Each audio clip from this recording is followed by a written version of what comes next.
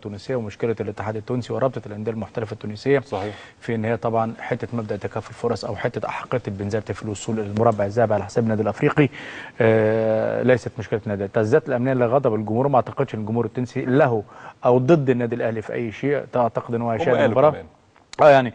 والجمهور التونسي على فكره من الجمهور برضو اللي هو ذواق لكره القدم. صحيح. واتصور المباراه الاخيره امام الترجي لما الاهلي عمل مباراه كانت من اجمل مباريات النادي الاهلي في تاريخه وفي مشواره في الكره في شمال افريقيا بالكامل.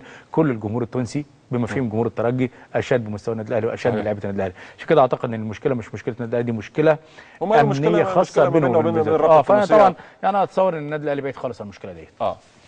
نتكلم عن نادي البنزرتي طبعا تحت القياده الفنيه المنذر كبير، وافضل خط دفاع حتى الان في البطوله الوطنيه. يعني خط دفاع قوي جدا، فاروق بن مصطفى. وانا قلت لك كابتن خالد في بعض الاحيان او في اغلب المباريات نفس الطريقه 4-2-3-1.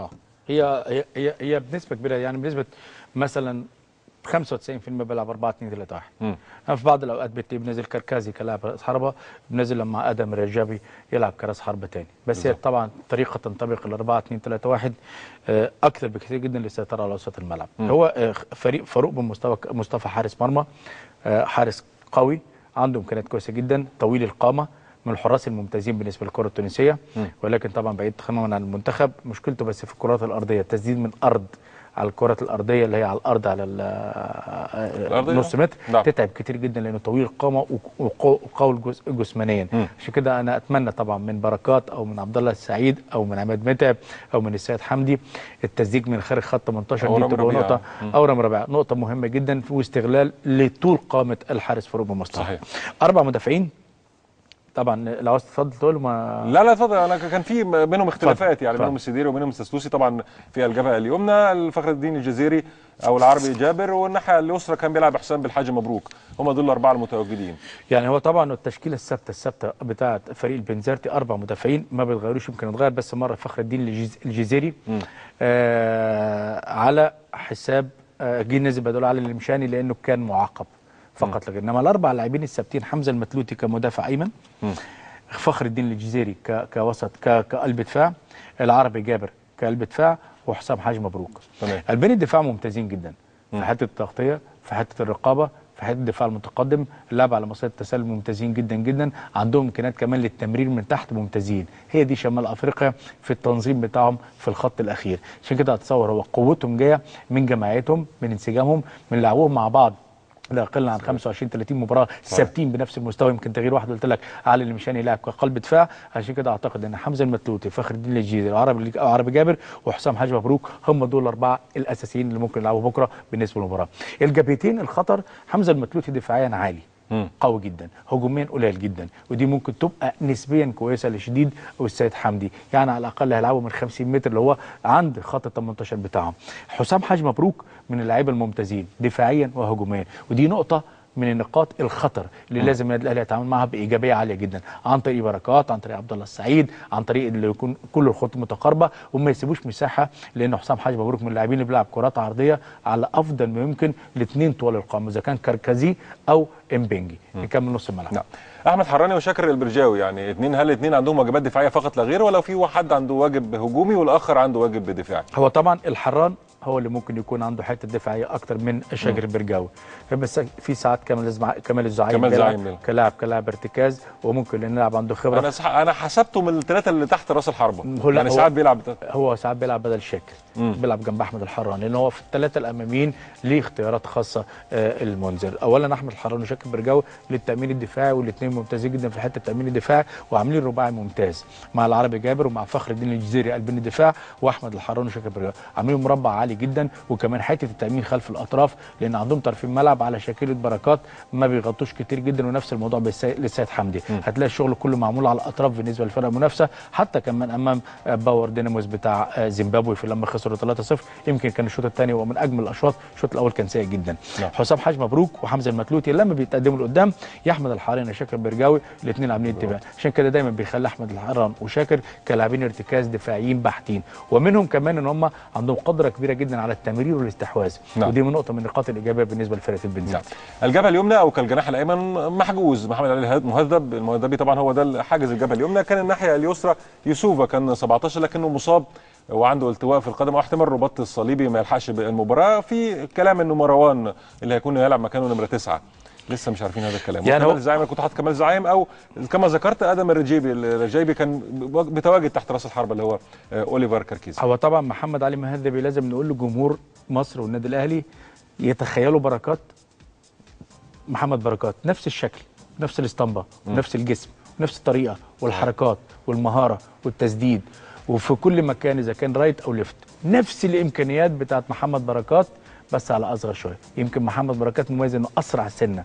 انما هذا اللاعب ممتاز من افضل اللاعبين الموجودين. عشان كده بقول لك لما بيحطه على الجبهه اليسرى بيلعب مع حسام حاج مبروك بتبقى جبهه خطر جدا وقويه جدا، ومن اخطر الجبهات اللي ممكن تتعب كتير جدا الجبهه اليمنى في النادي الاهلي اللي عليها شغل كتير جدا لرامي ربيعه. عشان كده انا فضلت ان رامي ربيعه يلعب باك رايت نظرا لقوه هذه الجبهه. حسام حاج مبروك، محمد علي مهذبي، الاثنين ممتازين جدا. محمد ساعات بيلعب رايت زي ما انت قلت، بس هو في معظم الاوقات اكتر الاوقات بيلعب على الجبهه اليسرى ولاعب مهم جدا. الناحيه الثانيه بيلعب في مروان التراضي اللي انت قلت عليه ممكن يلعب تحت راس الحربه، بس مروان لاعب اطراف اكتر لانه قوي الجسم، بنيته كويسه جدا، بيعمل دور الدفاع مع حمزه المتلوتي كويس. ممكن كمان يشتغل كلاعب ثالث كراس حربه مع محمد المهذبي وكركازي، يبقى 3 لاعبين اساسيين امين. في عنده لاعب اسمه نور حضريه. نور حضريه لاعب رقم 10. لاعب يعني امكانياته البدنيه قليله، يعني هي حته الجري، انما صناعه اللعب ممتاز، متخصص في الكرات الثابته، لاعب صانع لعب ممتاز جدا.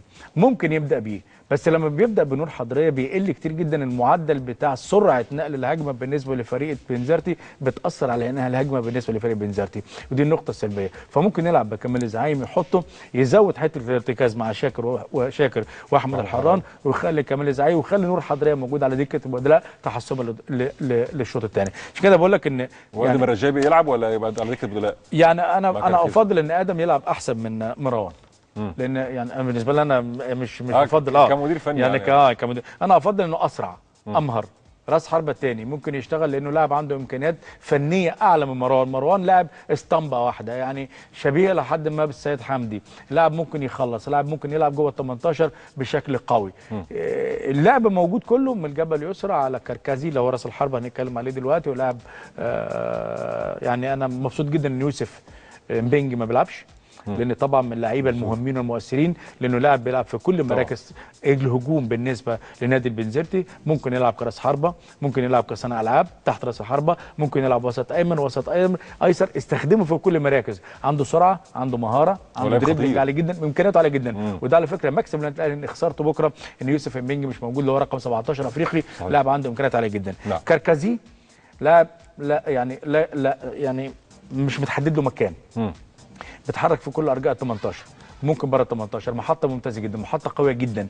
ده كل الكرات العرضيه اللي بتروح من حسام حاج مبروك ومحمد المهذبي، وكمان اذا كان ادم الرجابي او مروان وحمزه المتلوتي، دايما بتلاقي لاعب زي كركزي. الفرقه 4-2-3-1 ممكن تتحول ل 4-2-1-3، الثلاثه هم المهذبي مع كركزي مع ادم او مروان، ويحط تحتهم كمال الزعيم او نور حضريه. في عندهم نقاط القوه، واحد من اكثر الفرق اللي في تونس بتعمل ضغط امامي على خط ال 18 بالنسبه للفرق المنافسه، بتخليهم يغلطوا كتير جدا. اثنين الجبهه اليسرى زي ما قلت، ثلاثه دفاع متقدم جدا، ودي ممكن تبقى ممتازه بالنسبه للمتعب لسرعته من القلبين، وكمان بالنسبه لبركات من ورا حسام حاج مبروك. ثلاثه تقارب الخطوط، من فرق الممتازه جدا في حته تقارب الخطوط، دفاع مع وسط مع هجوم، عشان كده هتلاقي المساحات قليله جدا، ودي مديها راحه كمان لشاكر واحمد الحران كلاعيبه ارتكاز. نقاط الضعف الكرات العاليه زي النادي الاهلي بالظبط، مع انهم لعيبه طوال القامه وحارس مرمى طويل القامه، ولكن الكرات العاليه العكسيه ميزه بالنسبه للنادي الاهلي لو استغلوها مع وائل او استغلوها مع احمد متعب او استغلوها مع لعيبه اللي تعمل ارتقاء كويس جدا. اثنين الضربات الثابته لعبد الله السعيد، لو كور ارضيه ممكن تتعب كتير جدا الفريق بن مصطفى، وممكن تبقى نقطه هتجيبها للنادي الاهلي. ثلاثه المساحات خلف الوسط، الهجمه المرتده لو نور حضريه موجود، حته الارتداد دفاعيه قليله جدا، عنده حسام حاج مبروك لانه بيميل للناحيه الهجوميه، دي ممكن برده تبقى حته ايجابيه في الهجمه المرتده لو حسام البدري لعب عليها عند بركات او سيد حمدي. الثلاثه التسديد من الخارج، هم قليلين جدا في التسديد من الخارج، ولكن مميزين جدا في التسديد من الخارج عن طريق مهدبي، ولكن قليلين في حته المساحه في قلبين الدفاع للي يسدد من الخارج، يعني بيسيبوا مساحه لعبد الله السعيد او لاعب عنده قدره تسديد. اخر حاجه زي ما قلت لك الهجمه المرتده خطر جدا جدا عليهم، ودي لابد ان تكون احد مفاتيح النادي الاهلي وكابتن حسام البدري في التعامل معها. نعم ممتاز. طبعا ترجي الجيشي مع نادي البنزرتي التونسي في هذه المباراه انتهت بالتعادل الايجابي بهدف لكل منهما في الرابطه التونسيه، وهناك طبعا مشكله كما ذكرنا